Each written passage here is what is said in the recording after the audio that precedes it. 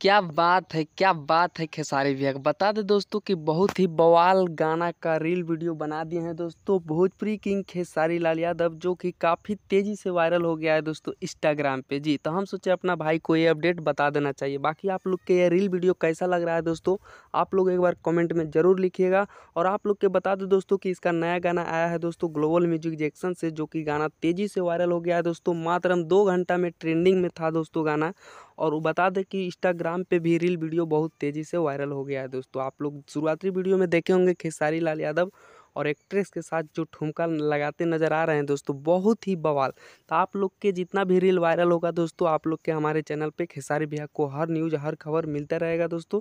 तो आप लोग इस वीडियो को ज़्यादा से ज़्यादा शेयर कीजिएगा। और हल्का गाना जो आया है दोस्तों, हल्का साउंड जो टाइटल है गाना का, वो जाके सुनिए और ज़्यादा से ज़्यादा आप लोग भी रील बनाइए। वीडियो पसंद आया तो लाइक।